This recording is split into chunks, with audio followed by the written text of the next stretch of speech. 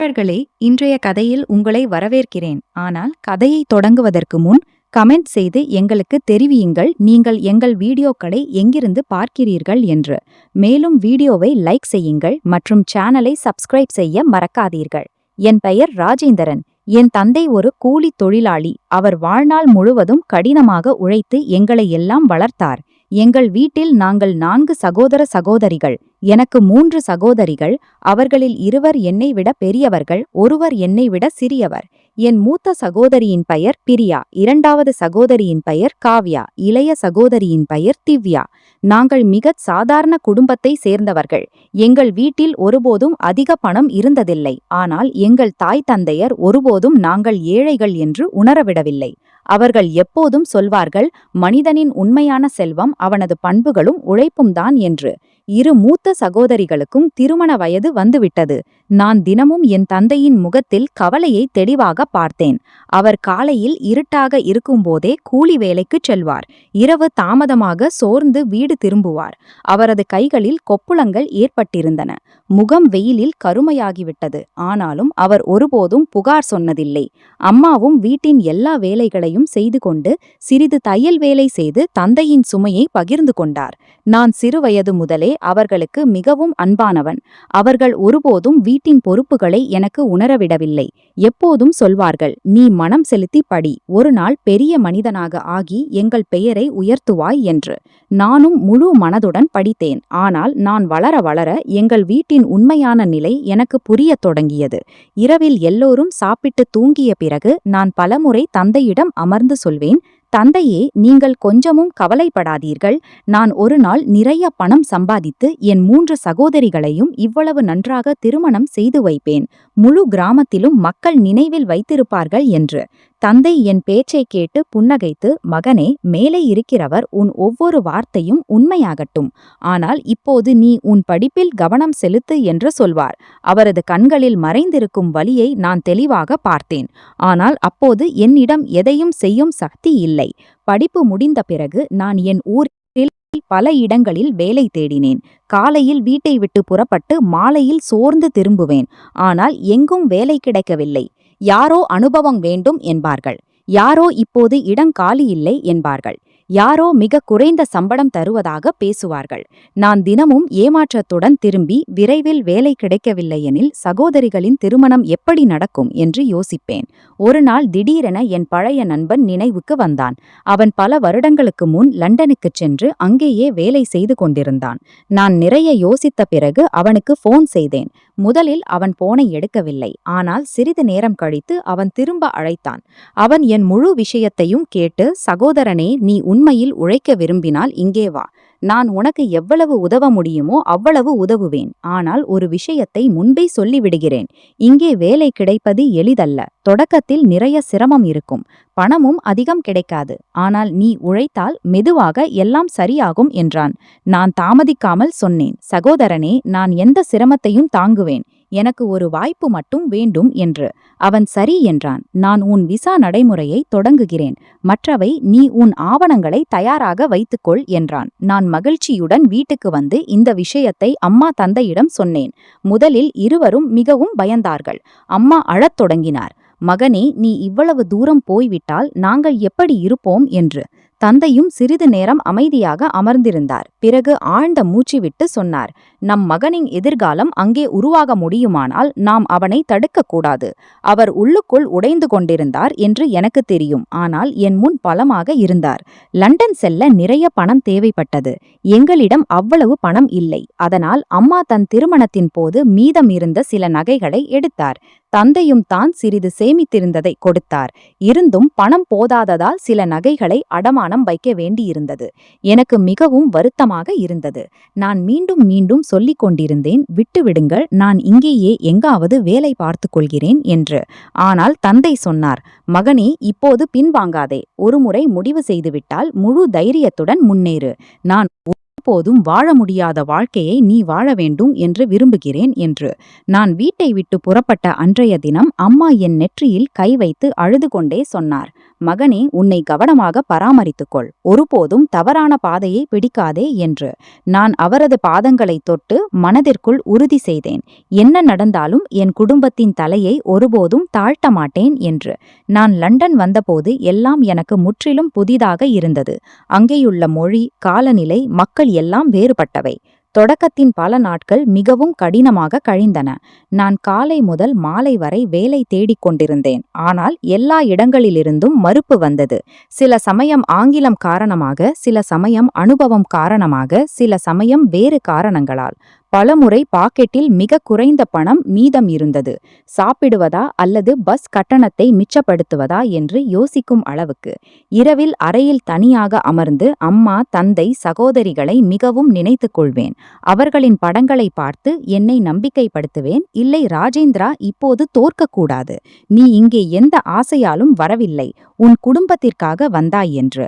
பலமுறை எல்லாவற்றையும் விட்டுவிட்டு வீட்டுக்கு திரும்பிவிடலாம் என்று தோன்றும். ஆனால் தந்தையின் வியர்வையால் நனைந்த முகம் நினைவுக்கு வரும். அடுத்த நாளே புதிய நம்பிக்கையுடன் மீண்டும் புறப்படுவேன். என் நண்பனும் முடிந்த அளவு உதவி செய்தான். அவன் எப்போதும் சொல்வான், தைரியத்தை இழக்காதே, ஒரு நாள் நிச்சயம் நன்றாக இருக்கும் என்று. பல நாட்கள் தொடர்ந்து முயன்ற பிறகு இறுதியாக ஒரு நிறுவனத்தில் நேர்காணல் வாய்ப்பு கிடைத்தது. நான் முழுமையாக தயாராகிச் சென்று மனதார நேர்காணல் அளித்தேன்.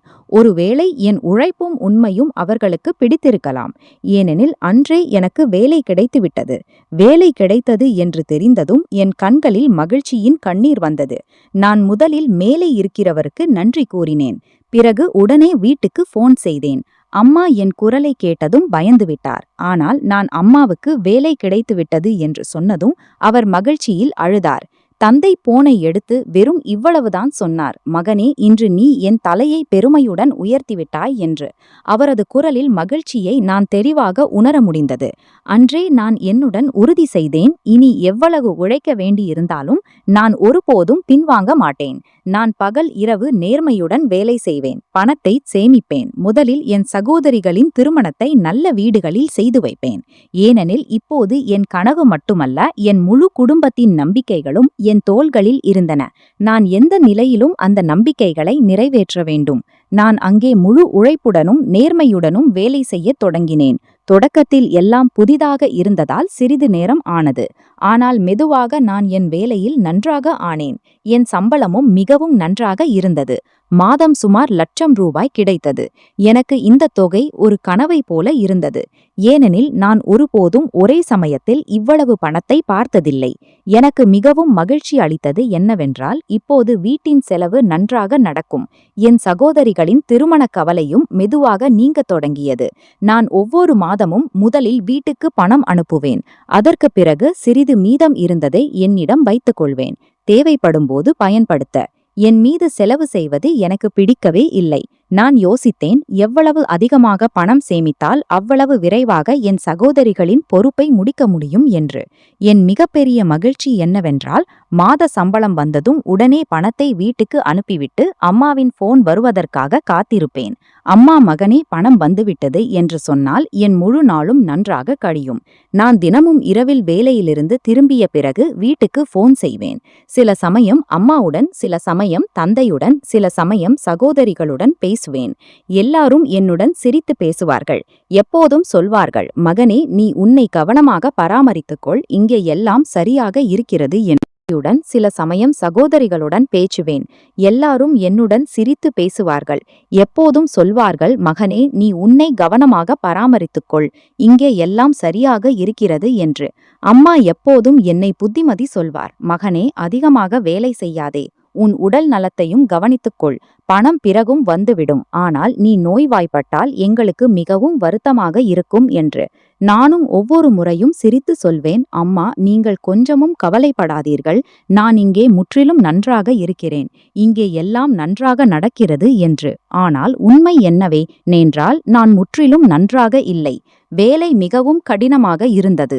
பலமுறை மாலை வரை என் கை கால்கள் சோர்ந்துவிடும். சில சமயம் மணிக்கணக்கில் நின்று கொண்டிருக்க வேண்டும். சில சமயம் கனமான பொருட்களை தூக்க வேண்டும். சில சமயம் இவ்வளவு குளிரில் வெளியே வேலை செய்ய வேண்டும். உடல் மரத்து போகும் அளவுக்கு. பலமுறை இரவில் அறைக்கு திரும்பி வலியால் சரியாக தூங்கவும் முடியாது. கைகளில் கொப்புளங்கள் ஏற்பட்டிருந்தன.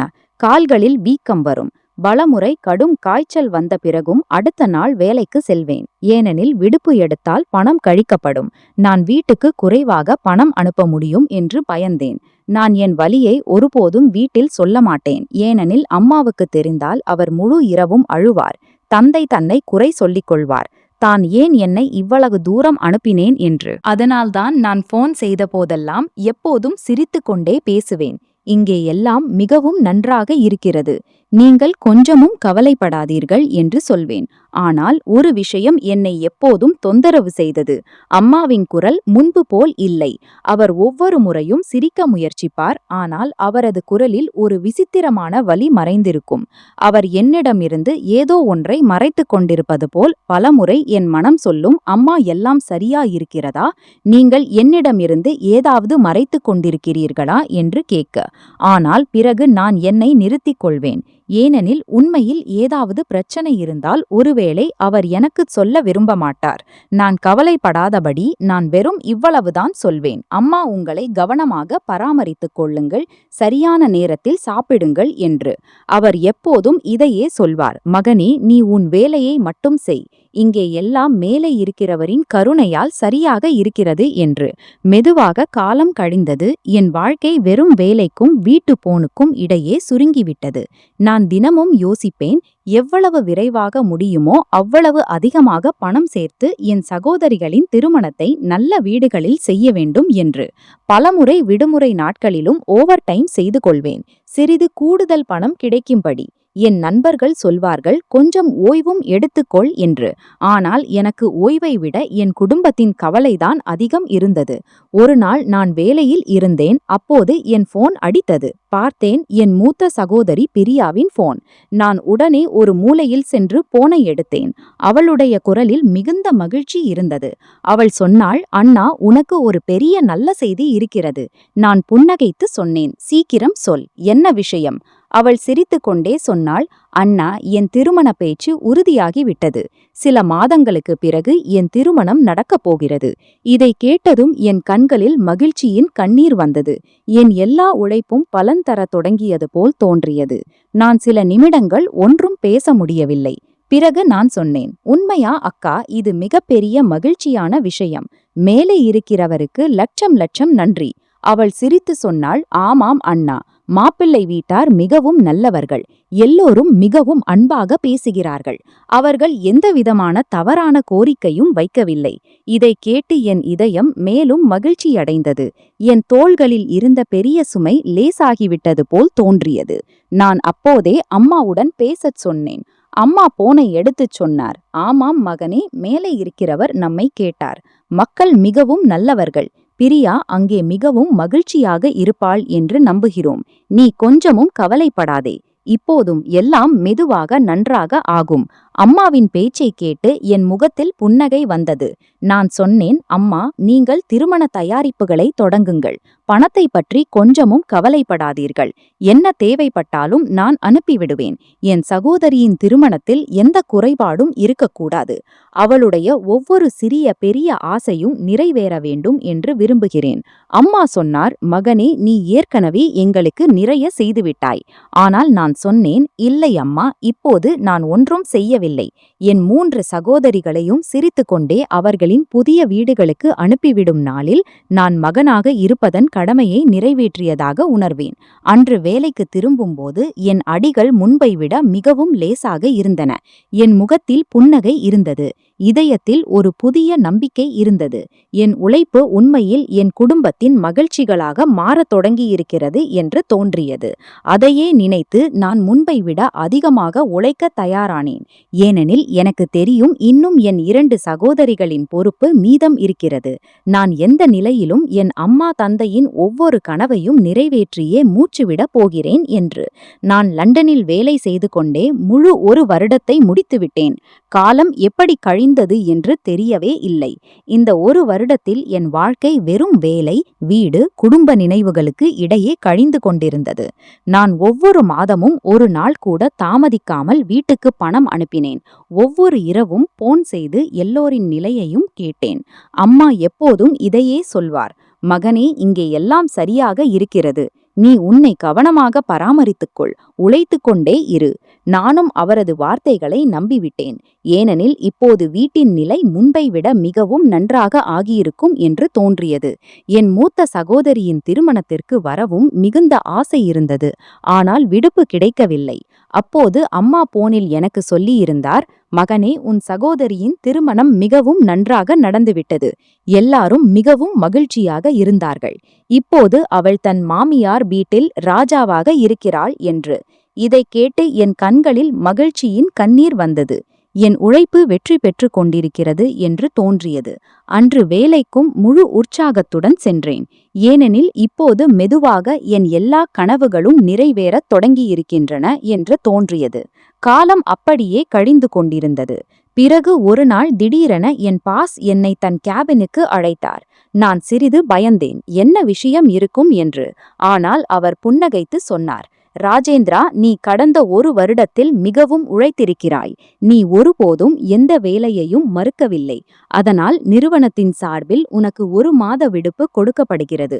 நீ உன் வீட்டுக்குச் சென்று உன் குடும்பத்துடன் நேரம் செலவிட்டு வா. இதை கேட்டதும் என் இதயம் மகிழ்ச்சியால் நிறைந்தது. நான் மீண்டும் மீண்டும் அவருக்கு நன்றி சொல்லத் தொடங்கினேன். வெளியே வந்ததும் என் மனதில் முதல் எண்ணம் இதுதான்: நான் வீட்டில் யாருக்கும் என் வருகையை தெரிவிக்க மாட்டேன். நான் எல்லாரையும் திடீரென முன் சென்று ஆச்சரியப்படுத்துவேன். அம்மா என்னை பார்த்து எவ்வளவு மகிழ்ச்சி அடைவார். தந்தை என்னை அணைத்துக் கொள்வார். என் சகோதரிகள் மகிழ்ச்சியில் அழுவார்கள். இதையெல்லாம் யோசித்துக் கொண்டே நான் வழியெல்லாம் புன்னகைத்துக் கொண்டிருந்தேன். நான் உடனே என் டிக்கெட்டை பதிவு செய்தேன். விடுப்பு தொடங்கியதும் லண்டனிலிருந்து இந்தியாவுக்கு புறப்பட்டேன். முழு பயணத்திலும் என் கண்களுக்கு முன் வெறும் என் வீடு மட்டும் சுழன்று கொண்டிருந்தது. என் குழந்தை பருவம் நினைவுக்கு வந்தது. அதே சந்துகளில் நண்பர்களுடன் விளையாடிய நாட்கள்.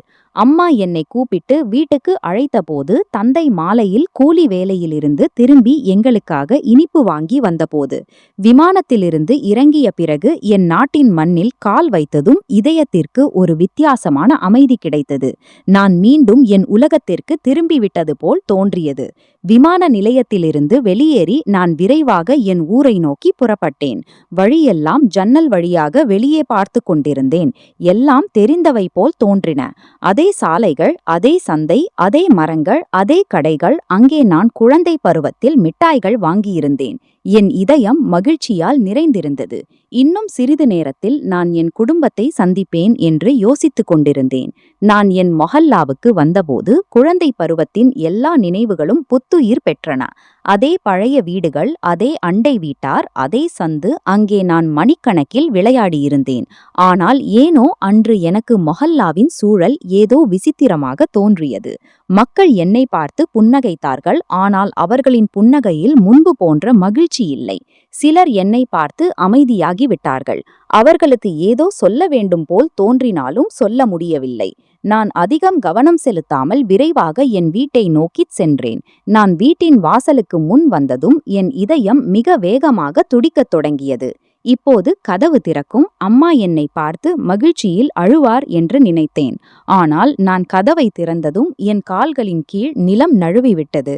வீட்டின் நிலையை பார்த்து நான் முழுவதும் மரத்துப் போனேன். சுவர்களின் வெள்ளையடிப்பு உரிந்துவிட்டிருந்தது. பல இடங்களில் கூரை கசிந்த தடயங்கள் இருந்தன. வீட்டின் பொருட்களும் முன்பை விட மிகவும் பழையதாகவும் உடைந்ததாகவும் தோன்றின. நான் உள்ளே பார்வையை சுழற்றினேன். என் ஒரு சகோதரி பாத்திரங்களை கழுவிக் கொண்டிருந்தாள். இன்னொருவர் துடைப்பை பிடித்துக் கொண்டிருந்தாள். மூன்றாமவரும் அங்கேயே வீட்டு வேலை செய்து கொண்டிருந்தாள். ஆனால் எனக்கு மிகப்பெரிய அதிர்ச்சி அப்போதுதான் ஏற்பட்டது. என் மூத்த சகோதரி பிரியாவையும் அங்கேயே பார்த்தபோது நான் நினைத்திருந்தேன் அவளுடைய திருமணம் முடிந்துவிட்டது, அவள் தன் மாமியார் வீட்டில் மகிழ்ச்சியாக இருப்பாள் என்று. ஆனால் அவள் என் முன் அதே பழைய வீட்டில் நின்றிருந்தாள். அவளுடைய முகத்தின் புன்னகையும் மறைந்திருந்தது. அவளுடைய முகம் மிகவும் பலவீனமாக தோன்றியது. நான் சில நிமிடங்கள் ஒன்றும் பேச முடியவில்லை. என் கையிலிருந்து பைக் கீழே விழுந்தது. நான் வெறும் எல்லோரையும் பார்த்து கொண்டிருந்தேன். இது எல்லாம் என்ன நடக்கிறது என்று எனக்கு புரியவே இல்லை. பிறகு நான் வேகமாக அம்மா தந்தையை நோக்கிச் சென்றேன். இருவரும் என்னை பார்த்து முழுவதும் ஆச்சரியமடைந்தார்கள். அவர்களுக்கு என் வருகை பற்றிய எந்த எதிர்பார்ப்பும் இல்லாதது போல். அம்மா என்னை பார்த்ததும் அழுதார். தந்தையும் சிறிது நேரம் அமைதியாக என்னை பார்த்து கொண்டிருந்தார். நான் இருவரின் பாதங்களையும் தொட்டேன். ஆனால் என் மனதில் இவ்வளவு கேள்விகள் இருந்ததால் நான் என்னை நிறுத்திக் கொள்ள முடியவில்லை. நான் பயந்து கேட்டேன், அம்மா, இது எல்லாம் என்ன? வீட்டின் நிலை இப்படி ஏன் ஆகியிருக்கிறது? நான் ஒவ்வொரு மாதமும் இவ்வளவு பணம் அனுப்பினேன். இருந்தும் வீட்டில் இது எல்லாம் ஏன் இருக்கிறது? நான் இவ்வளவு சொன்னதும் அம்மாவின் கண்களிலிருந்து கண்ணீர் வரத் தொடங்கியது. அவர் மீண்டும் மீண்டும் தன் துப்பட்டாவால் முகத்தை மறைக்கத் தொடங்கினார். ஆனால் அவரது கண்ணீர் என்னிடமிருந்து மறைக்க முடியவில்லை. நிச்சயம் ஏதோ மிகப்பெரிய விஷயம் இருக்கிறது. அது என்னிடமிருந்து மறைக்கப்பட்டிருக்கிறது என்று புரிந்தது. நான் மீண்டும் கேட்டேன், அம்மா, உண்மையைச் சொல்லுங்கள், இறுதியில் என்ன நடந்தது? ஆனால் அவர் ஒன்றும் பேசவில்லை. வெறும் அழுது கொண்டிருந்தார். என் இதயம் மேலும் பயப்படத் தொடங்கியது. அப்போது என் பார்வை மீண்டும் பிரியா அக்காவின் மீது சென்றது. நான் அம்மாவிடம் சொன்னேன், அம்மா, நீங்கள் சொல்லியிருந்தீர்கள் இவளுடைய திருமணம் முடிந்துவிட்டது என்று. பிறகு இவள் இங்கே என்ன செய்கிறாள்? என் பேச்சைக் கேட்டதும் அம்மா உரக்க அழத் தொடங்கினார். நடுங்கும் குரலில் சொன்னார், மகனே, என்னை மன்னித்துவிடு. நான் உன்னிடம் பொய் சொன்னேன். நான் உன்னை கவலைப்படுத்த விரும்பவில்லை. அதனால்தான் உண்மையை மறைத்து கொண்டிருந்தேன். அவரது இந்த வார்த்தைகளை கேட்டு என் தலை சுழன்றது. என்ன நடந்தது என்று எனக்கு புரியவில்லை. அம்மா என்னிடம் இவ்வளவு பெரிய பொய் சொல்ல வேண்டியிருந்தது. அப்போது தந்தை மெதுவாக எழுந்து என் அருகில் வந்தார்.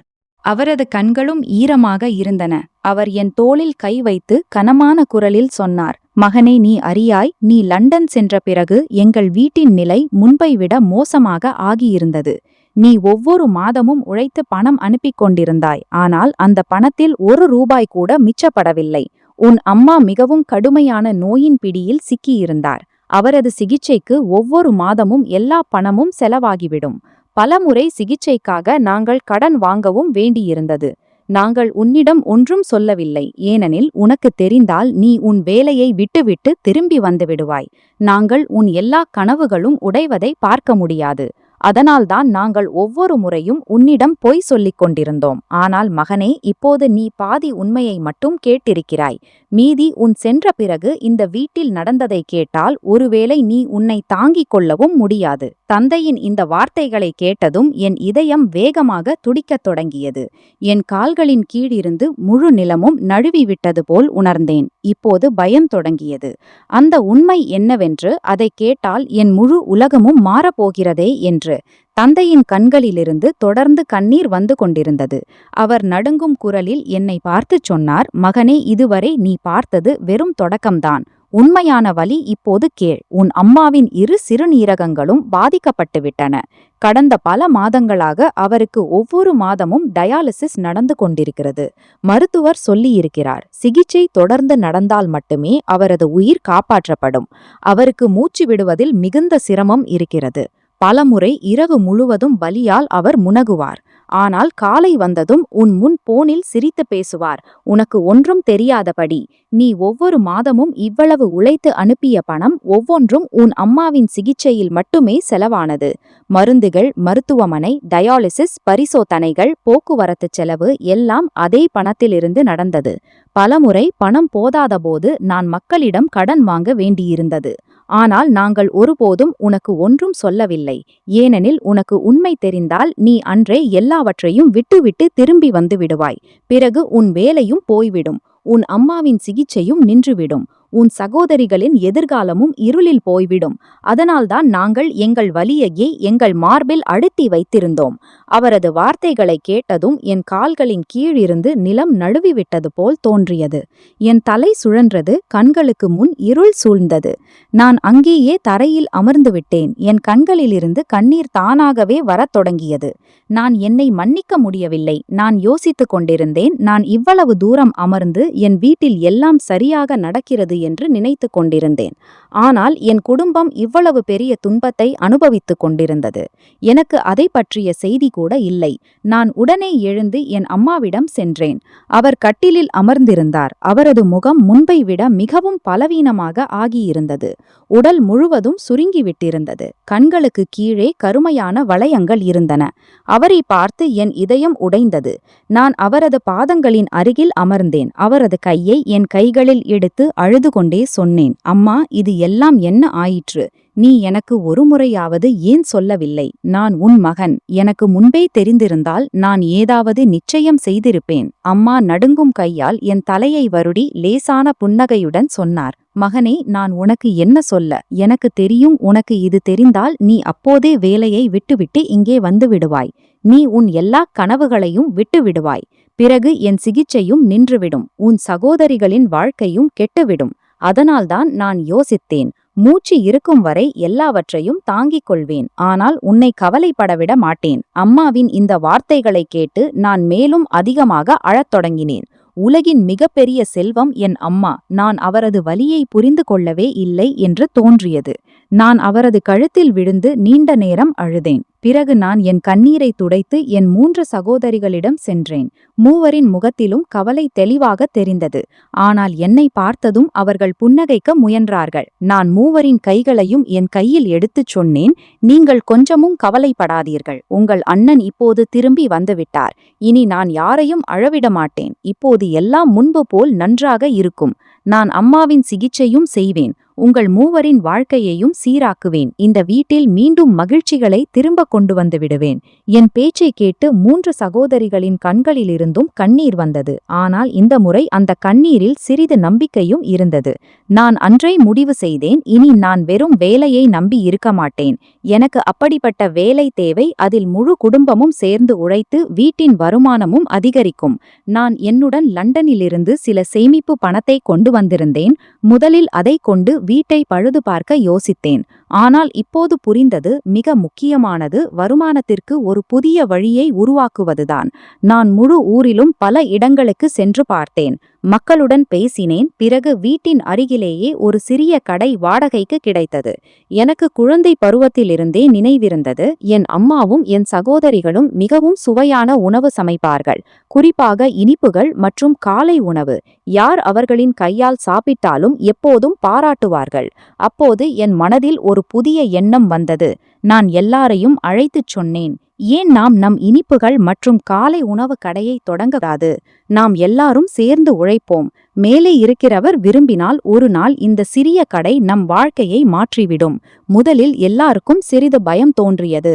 ஆனால் பிறகு நான் அவர்களுக்கு தைரியம் கொடுத்து சொன்னேன், நாம் உழைத்தால் மேலே இருக்கிறவர் நிச்சயம் உதவுவார். அடுத்த நாளே நான் கடையை சுத்தம் செய்தேன். சிறிது அலங்காரம் செய்தேன். தேவையான பொருட்களை வாங்கினேன். பெரிய பாத்திரங்கள், கடாய், கேஸ் அடுப்பு, பாத்திரங்கள், இனிப்பு தயாரிக்கும் எல்லா பொருட்களையும் கொண்டு வந்தேன்.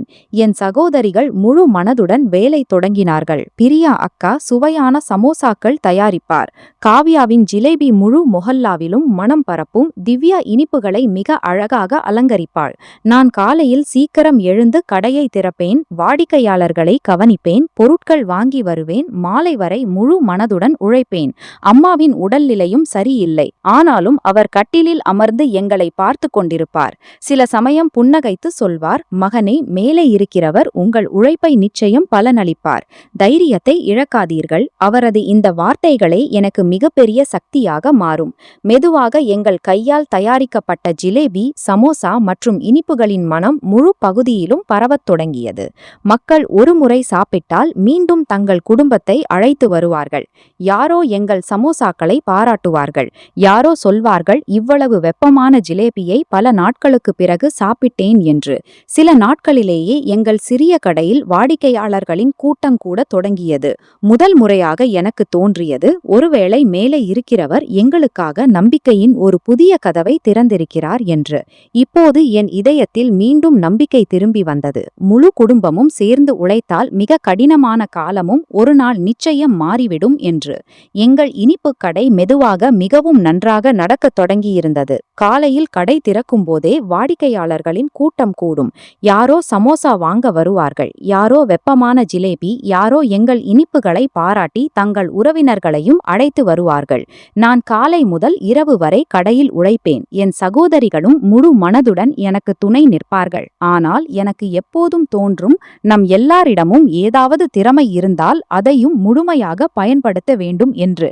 அப்போது ஒரு நாள் எனக்கு நினைவுக்கு வந்தது, என் மூத்த சகோதரி பிரியாவுக்கு குழந்தை பருவத்திலிருந்தே தையல் வேலை மிகவும் நன்றாக தெரியும். அவள் தன் கைகளால் இவ்வளவு அழகான ஆடைகளை தைப்பாள். பார்ப்பவரும் பாராட்டாமல் இருக்க முடியாது. நான் அவளிடம் சொன்னேன், அக்கா, நீ மீண்டும் தையல் வேலையை ஏன் தொடங்கக்கூடாது? முதலில் அவள் சிறிது பயந்து சொன்னாள், அண்ணா, இப்போது யார் என்னிடம் ஆடைகளை தைக்க வருவார்கள்? இவ்வளவு பெரிய பெரிய பூட்டிக்குகள் திறக்கப்பட்டிருக்கின்றன. மக்கள் எங்களை போன்ற சிறிய வீட்டிற்கு ஏன் வருவார்கள்? நான் புன்னகைத்து சொன்னேன், அக்கா, வேலை நன்றாக இருந்தால் மக்கள் தாங்களே நடந்து வருவார்கள். நாம் உழைக்க வேண்டும். மற்றவை மேலே இருக்கிறவர் மீது விட்டுவிடுங்கள்.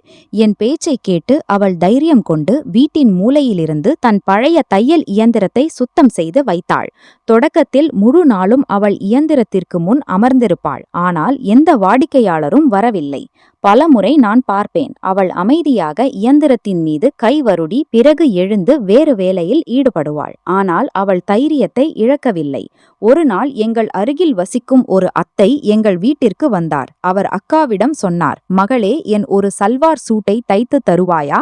சந்தையில் மிகவும் விலை உயர்வாக சொல்கிறார்கள். அக்கா புன்னகைத்து ஆம் என்று சொல்லி முழு மனதுடன் அவரது ஆடைகளை தைத்தாள். அத்தை 2 நாட்களுக்கு பிறகு ஆடைகளை எடுக்க வந்து அணிந்து பார்த்தபோது மகிழ்ச்சியில் மலர்ந்தார்.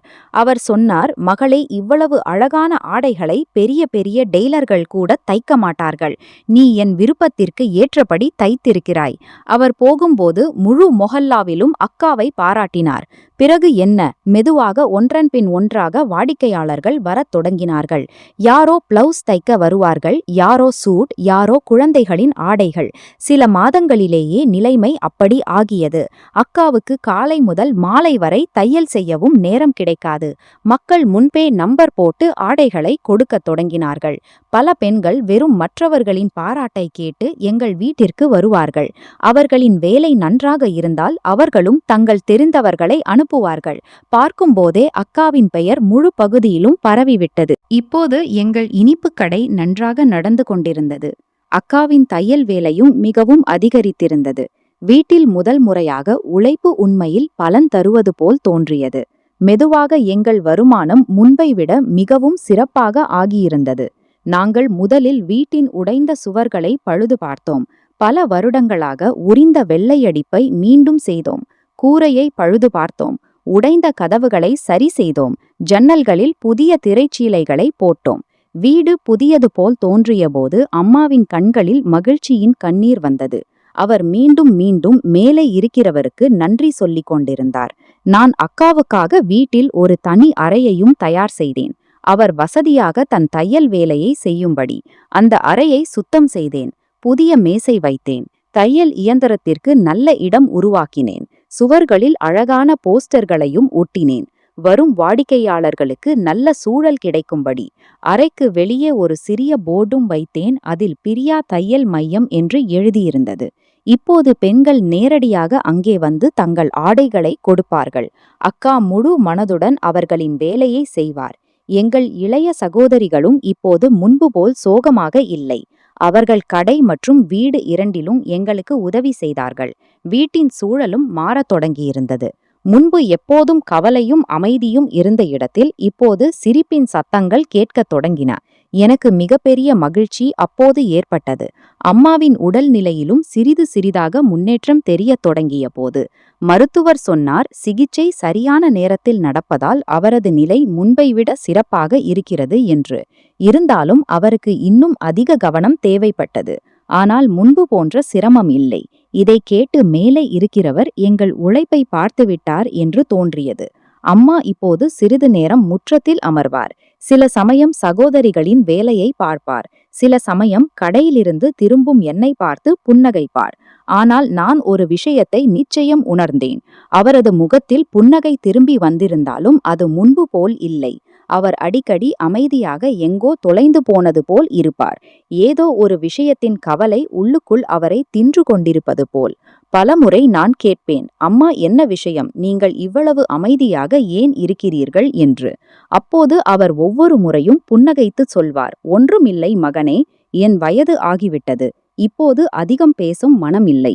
நான் புரிந்து கொள்வேன், அவர் என்னிடமிருந்து ஏதோ மறைத்து கொண்டிருக்கிறார் என்று. ஆனால் நான் அவர் மீது அதிக அழுத்தம் கொடுக்க மாட்டேன்.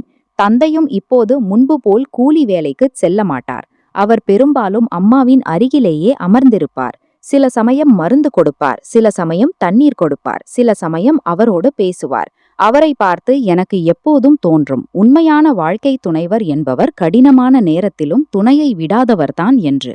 நான் இரவில் கடையை மூடி வீடு திரும்பும்போது முதலில் அம்மா தந்தையிடம் சென்று அமர்வேன். நாங்கள் மூவரும் நீண்ட நேரம் பேசுவோம். நான் என் கைகளால் அம்மாவுக்கு உணவு ஊட்டுவேன். பிறகு தந்தைக்கும் அன்பாக உணவு பரிமாறுவேன். அம்மா பலமுறை என் கையை பிடித்துச் சொல்வார், மகனே, நீ எங்களுக்காக எவ்வளவு செய்திருக்கிறாய், ஒருவேளை எந்த மகனும் செய்ய முடியாத அளவுக்கு. நான் அவரது பேச்சைக் கேட்டு எப்போதும் இதையே சொல்வேன், அம்மா, இப்போது நான் ஒன்றும் செய்யவில்லை. உங்களை முழுமையாக ஆரோக்கியமாக பார்க்கும் நாளிலும் என் 3 சகோதரிகளையும் எப்போதும் மகிழ்ச்சியாக பார்க்கும் நாளிலும்தான் என் உழைப்பு வெற்றியடைந்ததாக உணர்வேன். என் பேச்சைக் கேட்டு அம்மாவின் கண்களில் கண்ணீர் வரும். ஆனால் இந்த முறை அந்த கண்ணீரில் வலியை விட தன் மகன் மீதான பெருமை தெரியும். நான் மனதிற்குள் மேலே இருக்கிறவரிடம் வெறும் இவ்வளவுதான் வேண்டுவேன், இனி எங்கள் குடும்பத்தின் மீது ஒருபோதும் கெட்ட காலம் வரவேண்டாம் என்று. முதல் சில நாட்கள் எங்கள் வீட்டில் யாருக்கும் எந்த வேலையிலும் மனம் இல்லை. அம்மா சென்ற பிறகு வீட்டின் எல்லா அழகும் மறைந்துவிட்டது போல் தோன்றும். காலையில் எழுந்ததும் பழக்கத்தால் அம்மாவின் அறையை நோக்கி பார்ப்பேன். ஆனால் ஒவ்வொரு முறையும் காலியான கட்டிலை பார்த்து இதயம் நிறைந்துவிடும். தந்தை முழு நாளும் அமைதியாக அமர்ந்திருப்பார். முன்பு அவர் ஒவ்வொரு சிறிய விஷயத்திலும் அம்மாவிடம் ஆலோசனை கேட்பார். இப்போது யாரிடமும் ஒன்றும் சொல்ல மாட்டார். என் 3 சகோதரிகளும் தங்கள் கண்களின் கண்ணீரை மறைத்து வீட்டு வேலை செய்வார்கள். ஆனால் அவர்களின் இதயத்திற்குள் எவ்வளவு வலி இருக்கிறது என்று எனக்கு புரியும். இரவில் நாங்கள் எல்லாரும் சேர்ந்து உணவு சாப்பிட அமர்ந்தால் யாருக்கும் முன்பு போல் சிரித்து பேசும் தைரியம் இருக்காது. அம்மாவின் காலியான இடம் எங்களுக்கு ஒவ்வொரு கணமும் உணரப்படும். ஒரு நாள் நான் எல்லோரையும் என் அருகில் அமர வைத்து சொன்னேன், பாருங்கள், நாம் இப்படி உடைந்து போனால் அம்மாவின் எல்லா உழைப்பும் வீணாகிவிடும். அம்மா எப்போதும் விரும்பினார் நாம் எல்லாரும் சேர்ந்து வாழ வேண்டும், மகிழ்ச்சியாக இருக்க வேண்டும் என்று. அதனால் இப்போது நாம் நம்மை தாங்கிக் கொள்ள வேண்டும். என் பேச்சை கேட்டு தந்தை என்னை பார்த்தார். அவரது கண்களில் கண்ணீர் இருந்தது.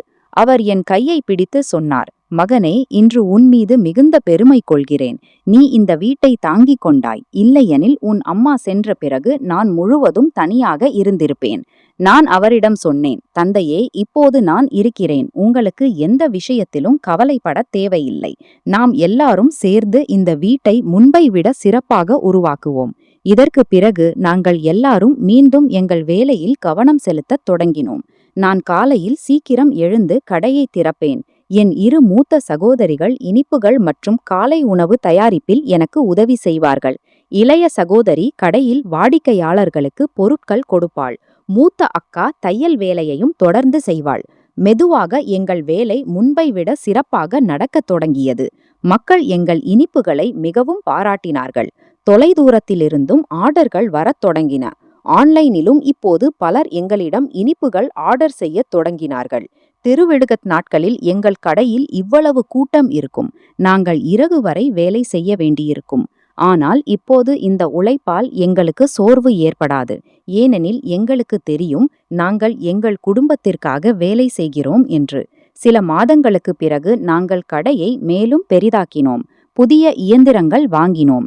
2 இளைஞர்களையும் வேலைக்கு வைத்தோம். இப்போது எங்கள் வருமானம் முன்பை விட பல மடங்கு அதிகரித்திருந்தது.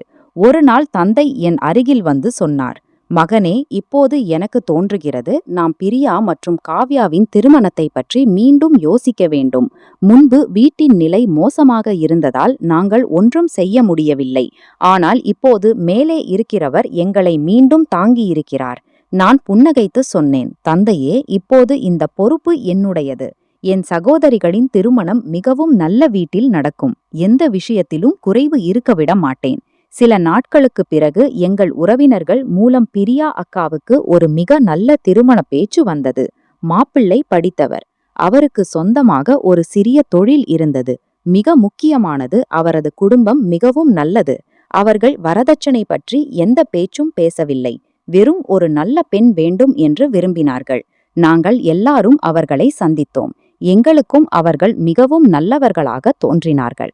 அக்காவுக்கும் அவர்களுடன் பேச்சு நடந்தது. அவளும் இந்த பேச்சில் மகிழ்ச்சியாக இருந்தாள். சில மாதங்களிலேயே நாங்கள் மிகுந்த ஆரவாரத்துடன் பிரியா அக்காவின் திருமணத்தை நடத்தினோம். இந்த முறை என் கண்களில் கண்ணீர் இருந்தது. ஆனால் இவை மகிழ்ச்சியின் கண்ணீர். ஏனெனில் நான் லண்டன் செல்லும்போது கண்ட கனவு இன்று நிறைவேறியது.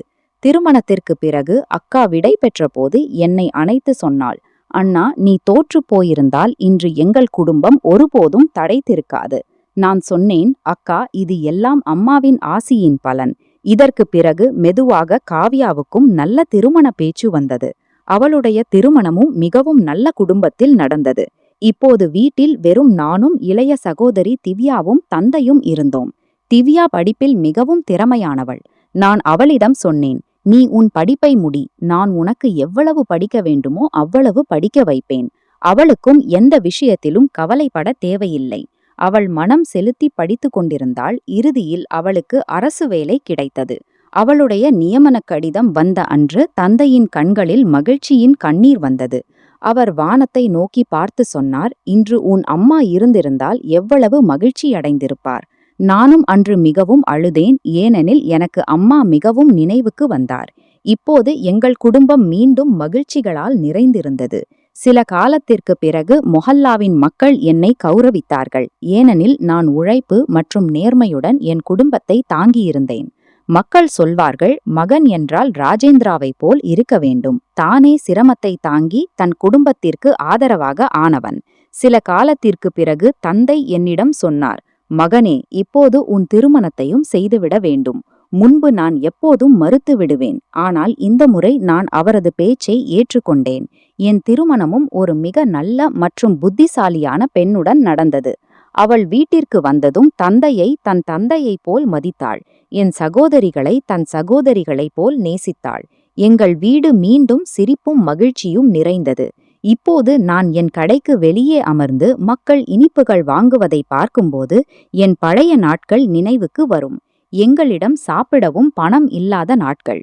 அம்மா தன் நோயை மறைத்து எங்களுக்கெல்லாம் தைரியமாக இருந்தபோது, தந்தை கூலி வேலை செய்து வீட்டை நடத்திய போது, நான் லண்டனில் தனியாக அமர்ந்து என் வீட்டை நினைத்து அழுதபோது. ஆனால் நான் வாழ்க்கையிலிருந்து ஒரு விஷயத்தை கற்றுக்கொண்டேன். மனிதன் உழைப்பை விடாமல், தன் குடும்பத்தின் துணையை விடாமல் இருந்தால் ஒரு நாள் மேலே இருக்கிறவர் அவனது உழைப்பின் பலனை நிச்சயம் தருவார். கடினமான காலம் எப்போதும் இருக்காது. ஆனால் தைரியத்தை வைத்திருக்கும் மக்கள் எப்போதும் முன்னேறிச் செல்வார்கள். இன்று என் சகோதரிகள் தங்கள் வீடுகளில் மகிழ்ச்சியாக இருக்கிறார்கள். இளைய சகோதரி தன் வேலையை செய்து கொண்டிருக்கிறாள். தந்தை எங்களுடன் அமைதியாக இருக்கிறார். நான் ஒவ்வொரு நாளும் என் அம்மாவின் படத்திற்கு முன் கைகூப்பி இதையே சொல்கிறேன், அம்மா, நீங்கள் கொடுத்த பண்புகள், அவர்களால்தான் இன்று எங்கள் குடும்பம் மீண்டும் புன்னகைக்கிறது. நான் வாழ்நாள் முழுவதும் உங்கள் பாடத்தை ஒருபோதும் மறவேன். பிறகு இப்போது எல்லாம் முன்பு போல் சரியாக ஆகத் தொடங்கியிருந்தது. ஆனால் அம்மாவின் நினைவு இன்றும் எங்கள் இதயங்களிலிருந்து போகவில்லை. வீட்டில் மீண்டும் சிரிப்பு கேட்கத் தொடங்கியிருந்தது. ஆனால் எப்போதும் மகிழ்ச்சியான தருணம் வந்தால் முதலில் அம்மாவின் குறைவு உணரப்படும். நான் ஒவ்வொரு காலையும் கடைக்கு செல்வதற்கு முன் அவரது படத்திற்கு முன் கைகூப்பிச் சொல்வேன், அம்மா, பாருங்கள், இன்று உங்கள் மகன் அந்த மகன் அல்ல, ஒரு காலத்தில் பொறுப்புகளிலிருந்து ஓடியவன். இன்று நான் உங்கள் ஒவ்வொரு பாடத்திலும் நடந்து கொண்டிருக்கிறேன். இப்போது நான் என் மீதி 2 சகோதரிகளின் திருமணத்தையும் மிகவும் நன்றாக ஆரவாரத்துடன் செய்துவிட்டேன். அவர்களின் திருமண திருமணத்தில் எந்த விஷயத்திலும் குறைவு இல்லாமல் இருக்க நான் முயன்றேன். ஒவ்வொரு அண்ணனும் தன் சகோதரி விடை பெறும்போது சிரித்துக்கொண்டே இருக்க வேண்டும் என்று விரும்புவது போல் நானும் அப்படித்தான் செய்தேன். அவர்களின் மாமியார் வீட்டார் மிகவும் நல்லவர்கள். அவர்கள் என் சகோதரிகளை மகள் போல் ஏற்றுக்கொண்டார்கள். அவர்களுக்கு மிகுந்த அன்பும் மரியாதையும் கொடுத்தார்கள். நான் முதல் முறையாக என் சகோதரிகளின் மாமியார் வீட்டிற்குச் சென்று அங்கே எல்லாரும் அவர்களை எவ்வளவு அன்பாக வைத்திருக்கிறார்கள் என்று பார்த்தபோது என் கண்களில் மகிழ்ச்சியின் கண்ணீர் வந்தது. மேலே இருக்கிறவர் என் எல்லா உழைப்பின் பலனையும் எனக்கு தந்துவிட்டார் என்று தோன்றியது. இப்போது என் 3 சகோதரிகளும் தங்கள் தங்கள் வீடுகளுக்குச் சொந்தமானவர்கள் ஆகிவிட்டார்கள். அம்மாவின் மிகப்பெரிய கனவு நிறைவேறிவிட்டது. ஒரு நாள் தந்தை என் அருகில் வந்தார். அவர் என் தோளில் கை வைத்து அன்பாகச் சொன்னார், மகனே, நீ உண்மையில் என் மற்றும் உன் அம்மாவின் கனவை நிறைவேற்றிவிட்டாய். நீ ஒருபோதும் தோற்கவில்லை. நீ உன் குடும்பத்தை உடையவிடவில்லை. நீ உன் சகோதரிகளின் வீட்டை அமைத்துவிட்டாய். இன்று எனக்கு என் மகன் மீது மிகுந்த பெருமை. உன்னை போன்ற மகன் ஒவ்வொரு தாய் தந்தைக்கும் கிடைக்கட்டும். அவரது வார்த்தைகளைக் கேட்டு நான் என்னை நிறுத்திக் கொள்ள முடியவில்லை. நான் அவரது பாதங்களை பிடித்து சொன்னேன், தந்தையே, நீங்களும் அம்மாவும் எனக்கு நல்ல பண்புகளை கொடுக்காமல் இருந்திருந்தால் நான் ஒருபோதும் எதையும் செய்ய முடியாது. இது எல்லாம் உங்கள் உழைப்பின் மற்றும் அம்மாவின் ஆசியின் பலன். நான் வெறும் என் கடமையை நிறைவேற்றுகிறேன். தந்தை என்னை தூக்கி அணைத்துக் கொண்டார். நாங்கள் இருவரும் நீண்ட நேரம் ஒன்றும் பேசவில்லை. ஆனால் எங்கள் கண்களின் கண்ணீர் எல்லாவற்றையும் சொல்லிக் கொண்டிருந்தன. இதற்கு பிறகு வாழ்க்கை மேலும் அழகாக ஆகத் தொடங்கியது. என் 3 சகோதரிகளும் தங்கள் பெற்றோர் வீட்டிற்கு வரும்போது முழு வீடும் மீண்டும் முன்பு போல் தோன்றும். அவர்களின் சிறிய சிறிய குழந்தைகள் முழு வீட்டிலும் ஓடுவார்கள். சில சமயம் என் தோளில் ஏறுவார்கள். சில சமயம் தந்தையின் மடியில் அமர்வார்கள். முழு வீடும் அவர்களின் சிரிப்பும் மகிழ்ச்சியும் நிறைந்து ஒலிக்கும். அந்த குழந்தைகளை பார்த்து எனக்கு தோன்றும், அம்மா இன்று இருந்திருந்தால் அவர்களை பார்த்து எவ்வளவு மகிழ்ச்சி அடைந்திருப்பார் என்று. என் சகோதரிகள் ஒவ்வொரு முறையும் எனக்காக தங்கள் கைகளால் ஏதாவது தயாரித்து கொண்டு வருவார்கள். நான் அவர்களுக்காக முன்பே நிறைய பரிசுகள் வாங்கி வைத்திருப்பேன்.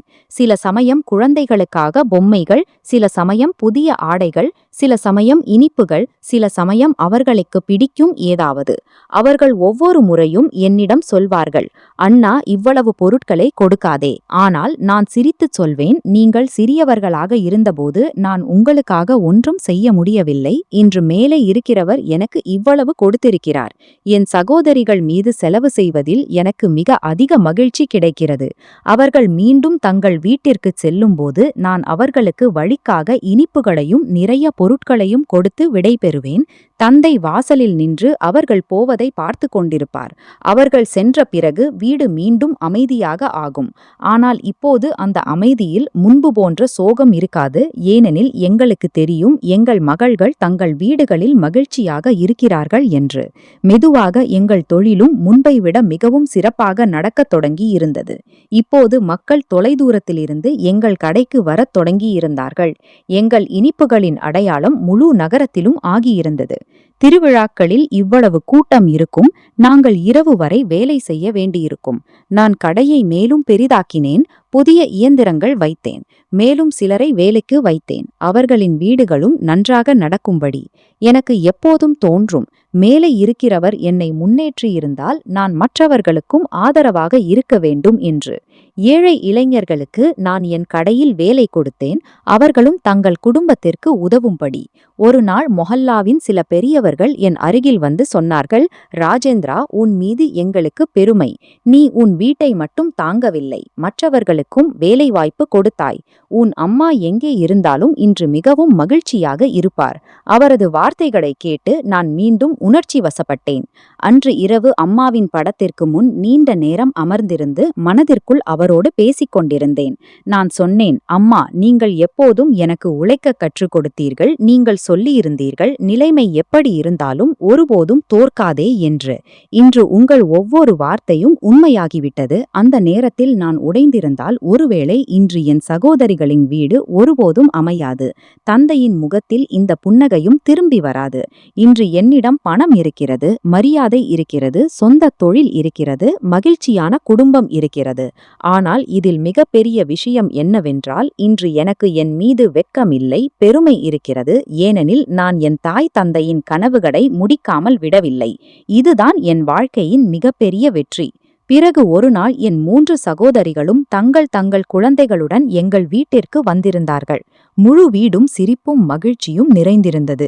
குழந்தைகள் முழு வீட்டிலும் விளையாடிக் கொண்டிருந்தார்கள். நாங்கள் எல்லாரும் சேர்ந்து அமர்ந்து பேசிக் கொண்டிருந்தோம். அப்போது என் மூத்த சகோதரி புன்னகைத்துச் சொன்னாள், அண்ணா, நீ எங்கள் வாழ்க்கையை உருவாக்கிவிட்டாய். இப்போது ஒரு விஷயத்தை எங்களுடையதும் கேட்டுக்கொள். நான் சிரித்து கேட்டேன், சரி சொல்லுங்கள், இப்போது என்ன செய்ய வேண்டும்? அவள் சொன்னாள், இப்போது நீயும் திருமணம் செய்து கொள்ள வேண்டும். போதும், தனியாக இருக்கிறாய். இப்போது எங்கள் வீட்டிற்கும் ஒரு அண்ணி வர வேண்டும். இந்த வீட்டின் பொறுப்பை தாங்கி தந்தையையும் கவனித்துக் கொள்ள. என் 2வது சகோதரியும் சிரித்துச் சொன்னாள், ஆமாம் அண்ணா, இப்போது உன் வயதும் ஆகிக் கொண்டிருக்கிறது. முன்பு நீ எங்கள் பொறுப்புகளில் ஈடுபட்டிருந்ததால் நாங்கள் ஒருபோதும் உன்னிடம் ஒன்றும் சொல்லவில்லை. ஆனால் இப்போது எங்களுடைய திருமணமும் முடிந்துவிட்டது.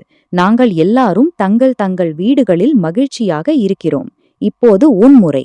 இளைய சகோதரி திவ்யாவும் புன்னகைத்துச் சொன்னாள், அண்ணா, இப்போது எங்களுக்கும் எங்கள் அண்ணி வேண்டும். அவள் எங்களையெல்லாம் நேசித்து இந்த வீட்டை மீண்டும் முன்பு போல் சிரிப்பும் மகிழ்ச்சியும் நிறைந்ததாக ஆக்கட்டும்.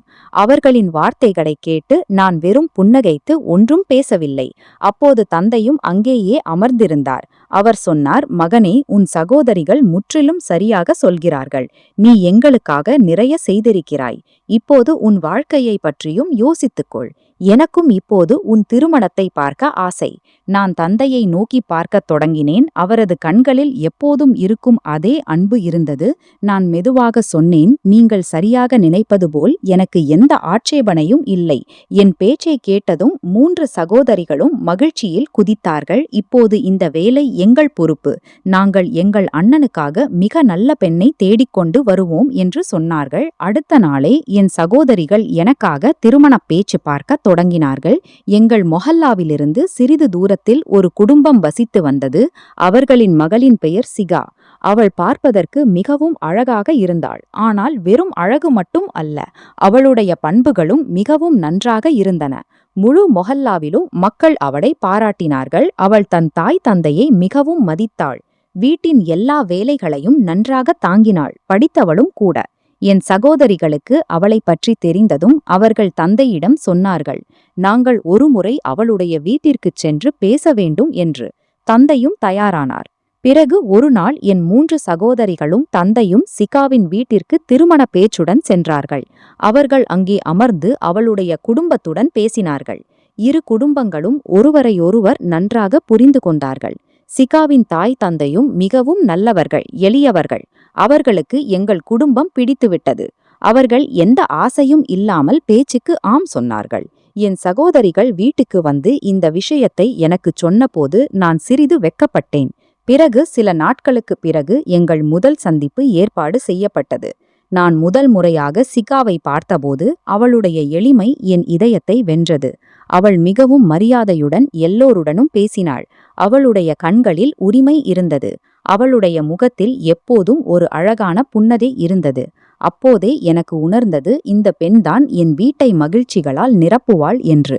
மறுபுறம் அவளுக்கும் நான் பிடித்திருந்தேன். பிறகு இரு குடும்பங்களின் சம்மதத்துடன் எங்கள் திருமணம் உறுதியானது. என் சகோதரிகள் என் திருமண தயாரிப்புகளை அவ்வளவு ஆர்வத்துடன் தொடங்கினார்கள்.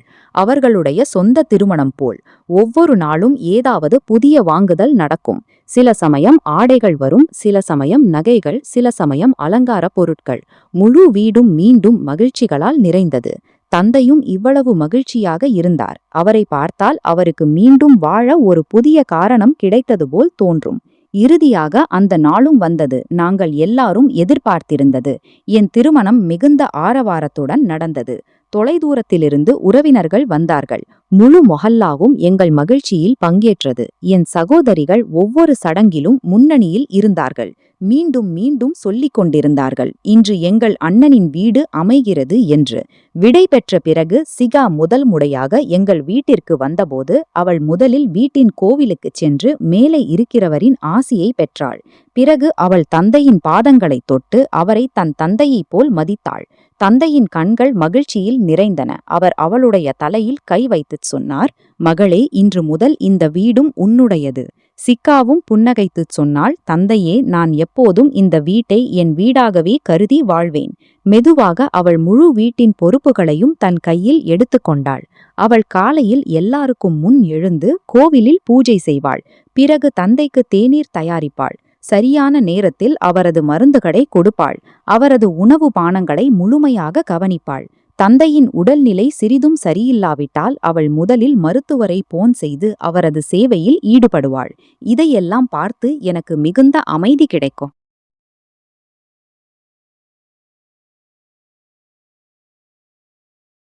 அவள் தந்தையை மட்டுமல்ல, என்னையும் மிகவும் கவனித்துக் கொண்டாள். நான் கடையிலிருந்து சோர்ந்து வீடு வரும்போது அவள் எனக்காக வெப்பமான உணவை தயாராக வைத்திருப்பாள். என் நாள் முழுவதும் நடந்த விஷயங்களை மிக கவனமாக கேட்பாள். எப்போதும் என் தைரியத்தை அதிகரிப்பாள். அவளுடைய கையால் சமைத்த உணவு இவ்வளவு சுவையாக இருக்கும். தந்தையும் சிரித்து சொல்வார், மகளே, நீ வந்த பிறகு வீட்டின் சுவையே மாறிவிட்டது. என் சகோதரிகள் பெற்றோர் வீட்டிற்கு வரும்போதெல்லாம் சிகா அவர்களை தன் சொந்த சகோதரிகளைப் போல் நேசிப்பாள். அவர்களின் குழந்தைகளுக்காக முன்பே இனிப்புகளையும் பொம்மைகளையும் தயாராக வைத்திருப்பாள். மெதுவாக அவள் இந்த வீட்டின் அத்தகைய பகுதியாக ஆனாள். அவள் இந்த வீட்டிற்கு புதிதாக வந்தவள் என்று எங்களுக்கு ஒருபோதும் தோன்றவே இல்லை. இப்போது என் வீடும் முழுமையாக அமைந்துவிட்டது. முன்பு இந்த வீட்டில் வெறும் போராட்டமும் கண்ணீரும் இருந்த இடத்தில் இப்போது எல்லா பக்கங்களிலும் மகிழ்ச்சிகள் இருந்தன. தந்தையின் முகத்தில் அமைதி இருந்தது. என் சகோதரிகள் தங்கள் தங்கள் வீடுகளில் மகிழ்ச்சியாக இருந்தார்கள். எனக்கு அப்படிப்பட்ட ஒரு வாழ்க்கை துணைவி கிடைத்திருந்தாள். அவள் ஒவ்வொரு கடினமான நேரத்திலும் எனக்கு துணை நிற்பதாக வாக்குறுதி அளித்து நிறைவேற்றியவள். நான் அடிக்கடி இரவில் மேலே இருக்கிறவருக்கு நன்றி சொல்வேன். மனதிற்குள் என் அம்மாவை நினைத்து சொல்வேன், அம்மா, உங்கள் குடும்பம் இன்று முழுமை அடைந்துவிட்டது. உங்கள் ஆசிகளே எங்களை இந்த நிலைக்கு கொண்டு வந்தன. இன்று நான் உண்மையில் முன்பை விட மிகவும் மகிழ்ச்சியாக இருக்கிறேன்.